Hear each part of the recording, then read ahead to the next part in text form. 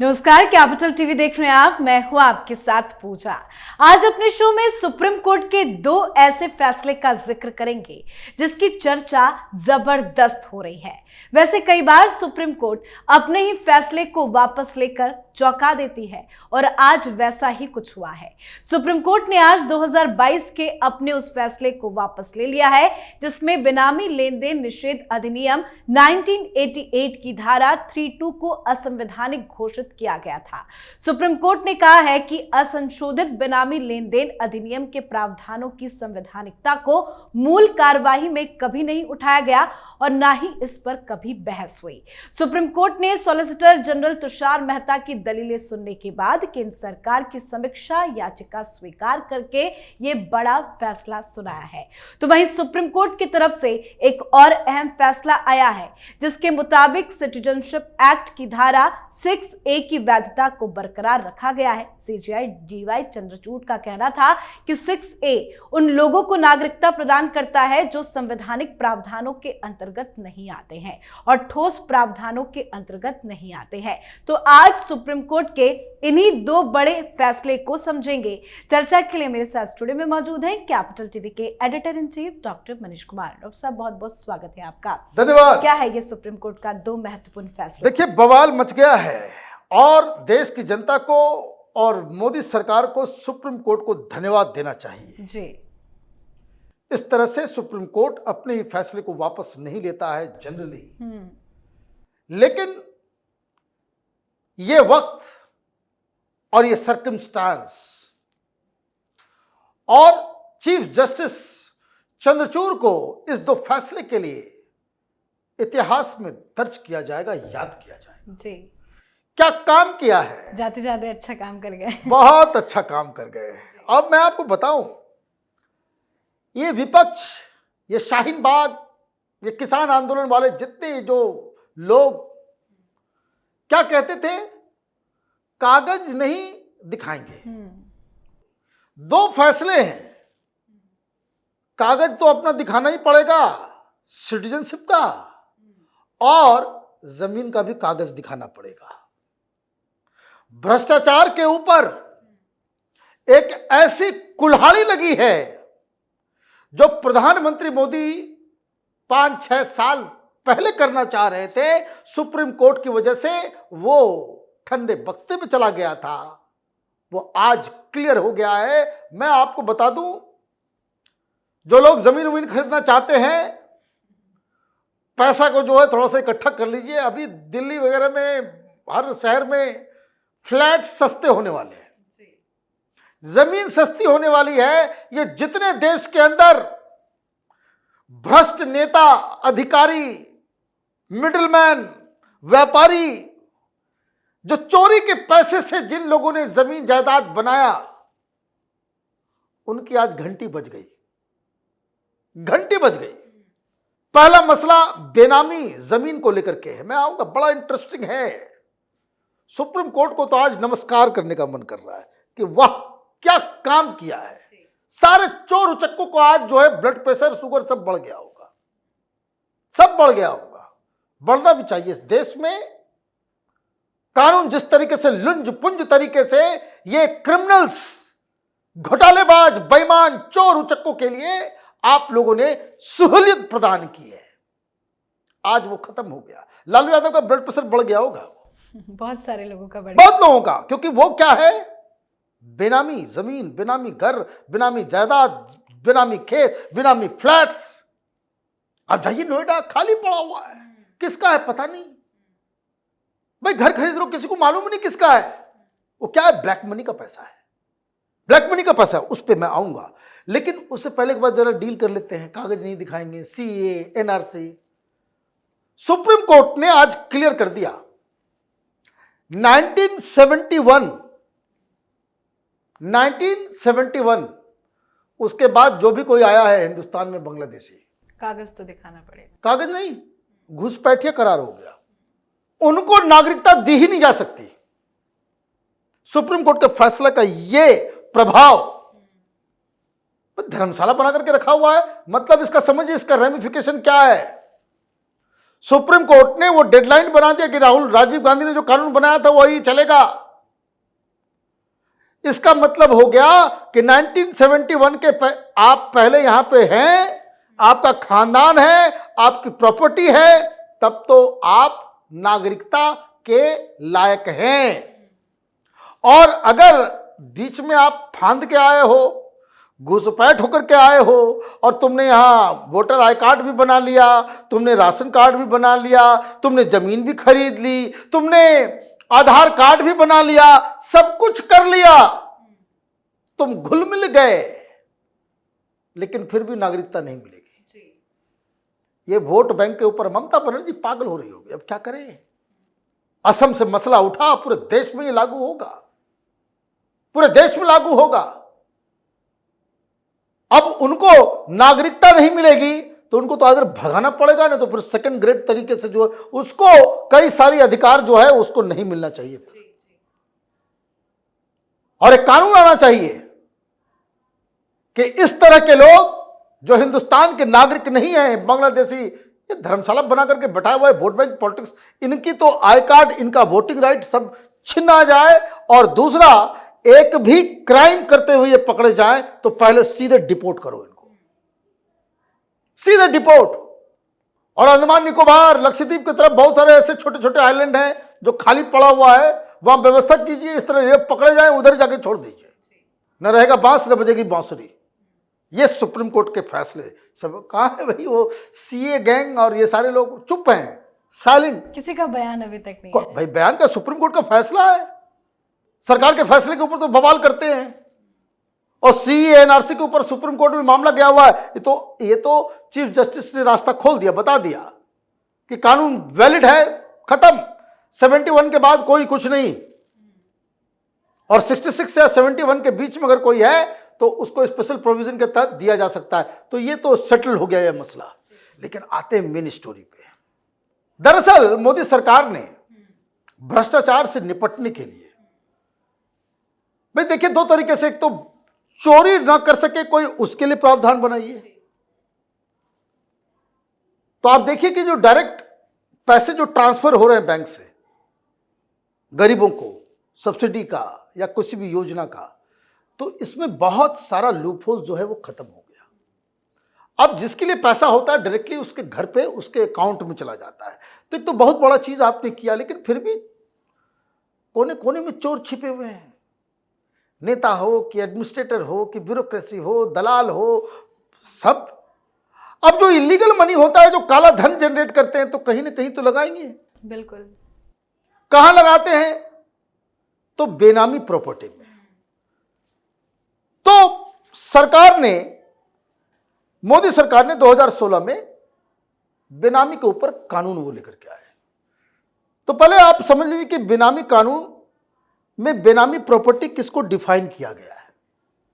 A property is held by or transfer to a person but has been provided for or paid by another person. जैसे कोई जमीन है, आपके नाम से है, तो आपको किसी ने दिया है या किसी दूसरे ने पे किया है। घूस में ही होता है ना, फ्लैट कोई और खरीद दिया और नाम ट्रांसफर कर दिया, है ना, पैसा लिया नहीं। तो ये प्रॉपर्टी क्या हो जाएगा? खेत हो, जमीन हो, फ्लैट हो, कुछ भी हो, तो कोई जिसको आपने खुद स्वयं अपने पैसे से नहीं खरीदा। आप तो बताना पड़ेगा भाई, पैसे आप लगाओगे, आजकल तो वो भी बंद हो गया है। आप फ्लैट खरीदते हो, कोई ब्लैक मनी चलता है?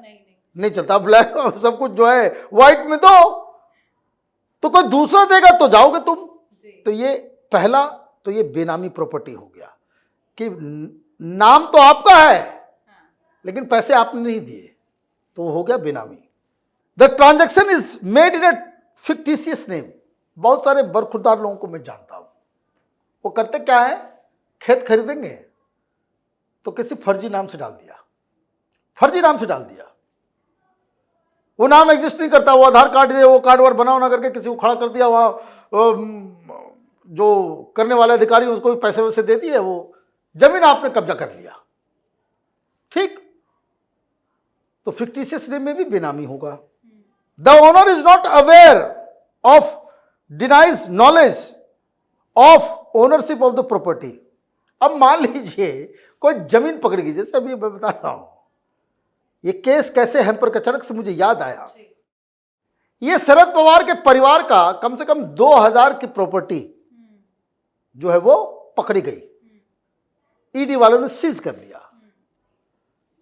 जाकर के पूछा, कहा नहीं मालूम जी, हम तो नहीं जानते, मेरा है ही नहीं, मेरा है ही नहीं। आप ये समझिए किस तरह से देश में इन्वेस्टिगेशन लोग करते हैं। पकड़े गए, बोल देंगे मेरा है ही नहीं, सूटकेस भरा हुआ है नोट से, ट्रेन में पकड़े गए, पुलिस वाले आ गए, वो पूछेगा भाई ये क्या, एक आदमी आया था रख के चला गया, तो हमको मालूम ही नहीं। Got it. ऐसे केस में भी वो बेनामी प्रॉपर्टी है। Person providing the consideration for the property is not traceable. अब कोई ऐसा है उसको पता ही नहीं चला भी कौन है, नहीं है कोई जमीन इस तरह का, तो ये क्या हुआ, ये बेनामी प्रॉपर्टी है। तो सरकार ने 2016 में मोदी सरकार बोली कि भाई इसको, ये जहां कहीं भी इधर उधर नजर आया बेनामी की सिर्फ गंध आनी चाहिए कि जमीन बेनामी है, बस तो उसको सीज करो, हड़पो सरकार के पास, कोई आएगा ही नहीं। तो वही सेक्शन 3(2) क्या था, प्रधानमंत्री मोदी कौन सा कानून में क्या लेकर के आए, prescribes punishment for entering into बेनामी ट्रांजैक्शन।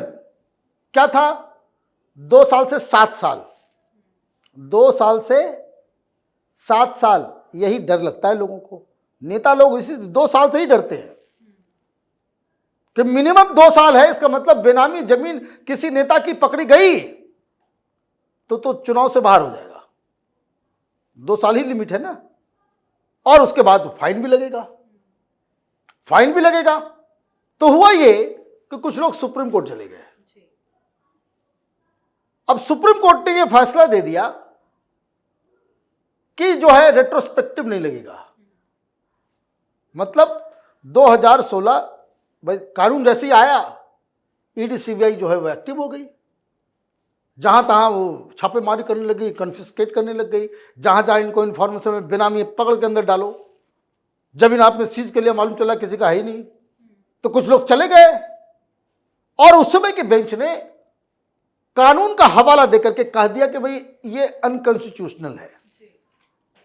वो गए थे 3(2) को हटाने के लिए, सेक्शन 5 को भी हटाने के लिए, और वो इसलिए गए कि ये हिंदुस्तान का कानून है कि कोई भी कानून जब लगेगा तो जिस दिन वो लागू हुआ उसके बाद अगर उस तरह की घटनाएं घटती है तब उसके ऊपर लागू होगा। लेकिन प्रधानमंत्री मोदी क्या कर रहे थे कि भाई इतने चोर उचक्के, इतना जो लूट पलटा करके ये लोग जो है तमाशा कर रखा है, उसके ऊपर तो कार्रवाई होगी। तो वो जो कार्रवाई हो रही थी उसके खिलाफ तो सुप्रीम कोर्ट ने कह दिया कि भाई तो कानून है, अनकॉन्स्टिट्यूशनल है, ये जो आप उसको पहले की घटनाओं में नहीं लगा सकते। अब ये कानून जब से बन गया उसके बाद अगर कोई बेनामी काम करता है, बेनामी ट्रांजैक्शन करता है, कि उसके ऊपर लागू होगा। बात भी सही है, दे आर नॉट रॉन्ग। कोई कानून आया है तो वो कानून पीछे तो नहीं लगेगा, लेकिन उससे क्या हुआ, भ्रष्टाचार के खिलाफ जो मोदी की लड़ाई थी वही कुंद हो गई, वही खत्म हो गया। तब सब छूट गए। इसे लालू यादव का कोई फर्क नहीं, देखिए मुस्कुरा रहा था, बेनामी ट्रांजैक्शन ही हुआ है ना। सारे नेता पुष्ट होकर के बैठे हुए हैं, 5-5 हजार 10-10 हजार करोड़ की जमीन जायदाद लेकर के बैठे हुए हैं। इन लोगों को कोई फर्क नहीं पड़ रहा। लेकिन अब तो नहीं मुस्कुरा पाएंगे ना, अब यही तो हो गया। तो धन्यवाद करना चाहते हैं bench headed by chief justice of India DY Chandrachud, PS Narasimha and Manoj Mishra clarified that the judgment was not made in response to a live dispute where the constitutionality of the provisions was raised or debated in the by the parties. The issue of constitutional validity was not squarely raised. उन्होंने क्या कहा, देखिए ये लोग, फिर हुआ ये, प्रधानमंत्री उदास हो गए कि भाई जब कोर्ट ही आपका मदद नहीं करेगा तो क्या कर सकते हैं? तो क्या कर सकते हैं आप? ये सारे चोर उचक्के बच के निकल जाएंगे, फिर क्या करें? तो इस फैसले के खिलाफ एक रिव्यू पिटीशन मोदी सरकार की तरफ से डाला गया, रिक्वेस्ट किया गया कि तो पूरा हमारा तो पूरा सिस्टम ही मैंने फिर तो सारे भ्रष्ट जो है, जो इसका मतलब है कि अभी तक 2016 तक जितने जो भ्रष्टाचारी जिन लोगों ने भ्रष्टाचार किया उसको आपने भ्रष्टाचार को लीगलाइज कर दिया। तो जल्दी ऐसा होता नहीं है। तो जज साहब के सामने ये प्ली आया, तो जब ये रिव्यू आया तो रिव्यू में दो चीज किया जा सकता था कि भाई पहले भी 3 जज वाले बेंच ने किया था और अभी भी 3 जज वाली बेंच थी, लेकिन चीफ जस्टिस बैठे हुए थे यहाँ पे, तो वो कह सकते थे कि इसको टाल भी सकते थे। उन्होंने कहा कि भाई रिव्यू हम करेंगे, डिबेट डिस्कशन करेंगे, लेकिन पहले कुछ देर उन्होंने बातचीत भी की और उसके बाद सीधे सीधे ऐतिहासिक तरीके से आज उन्होंने ये कह दिया इमीडिएटली कि भाई ये जो पूरा जो केस जो हियर किया गया, जो सुनवाई जो हुई, वो प्ली इस कानून के कॉन्स्टिट्यूशनैलिटी पे नहीं थी, इसलिए उस फैसले को रिकॉल कर रहे हैं। अभी देखिए सारे ईडी वाले जग गए होंगे, इनकम टैक्स वाले जग गए होंगे, आज सीबीआई आज रात भर जो है फाइल निकाला जा रहा होगा। मतलब अब ये माना जाए कि सुप्रीम कोर्ट ने जो फैसला दिया है, अब भ्रष्टाचार पे कार्रवाई तेज होगी। कार्रवाई तेज होगी, बहुत सारे लोग परेशान हो जाएंगे। जैसे आप देखिए सिद्धरामैया का केस चल रहा है ना, आज ईडी रेड हुई, आज ही ईडी रेड हुई है। अब आप ये देखिए उसमें क्या है, भाई ने गिफ्ट कर दिया, तो भाई कहां से लेकर के आया वो भी मामला गड़बड़ लग रहा है। तो ये क्या हो जाएगा, ये बेनामी प्रॉपर्टी हो जाएगी, तो इमीडिएटली ये नपेंगे। फिर उसके बाद लालू यादव के ऊपर जो केस चल रहा है भ्रष्टाचार वाला कि भाई पैसे लेकर के नौकरी दिए, जमीन लेकर के नौकरी दिया। अरे भाई थक गए ना पैसा इकट्ठा करते करते ये लोग, तो अब जमीन ही लिखवा लो। अच्छा तुमको नौकरी चाहिए, जमीन है तो हाँ जमीन है हुजूर, कहाँ है, वहाँ है, कितना है, 1 बीघा है, चलो ट्रांसफर करो। अच्छा हमारे पे ट्रांसफर करो, कंपनी को ट्रांसफर करो, बेटी दामाद को कर दो, बेटी दामाद को कर दो। तो ये कहानी ये सब अब पकड़े जाएंगे। ये जो राहुल गांधी और ये विपक्ष वाले कि मोदी का दम खत्म हो गया है ना, दम आता है कानून से, सरकार की साख बढ़ती है कानून से, और सिस्टम में अगर लूप होल ना हो, जो आज मैंने नमस्कार है चीफ जस्टिस ऑफ इंडिया को कि जिन्होंने इतना बड़ा फैसला लिया है कि अब इसके बाद सरकारें, एजेंसियां, केंद्र सरकार, राज्य सरकार इन भ्रष्टाचारियों के पीछे नहीं जाती है, तो बड़ा अफसोस होगा। जी बहुत बहुत धन्यवाद सर समझाने के लिए। धन्यवाद। तो सुप्रीम कोर्ट हर बार कुछ ऐसे फैसले लेकर चौंका देती है, कभी अपने ही फैसले को पलट देती है तो कभी नया फरमान सुना देती है। वैसे ये दोनों ही फैसले सीजीआई के नजरिए से देखें तो काफी महत्वपूर्ण होगा, क्योंकि चीफ जस्टिस चंद्रचूड़ 10 नवंबर 2024 को रिटायर हो रहे हैं। जस्टिस खन्ना 11 नवंबर से चीफ जस्टिस बनेंगे। उनका कार्यकाल लगभग 6 महीने का होगा। जस्टिस संजीव खन्ना अगले साल 13 मई 2025 को रिटायर होंगे। तो देखना होगा आगे और क्या कुछ महत्वपूर्ण फैसले सुप्रीम कोर्ट की तरफ से लिए जाते हैं। फिलहाल जिन 2 फैसलों का हमने जिक्र किया, जिसकी पूरी डिटेल्स हमने आपको बताई, उस पर आपकी क्या राय है कमेंट करके जरूर लिखिएगा। देखते रहिए कैपिटल टीवी। नमस्कार।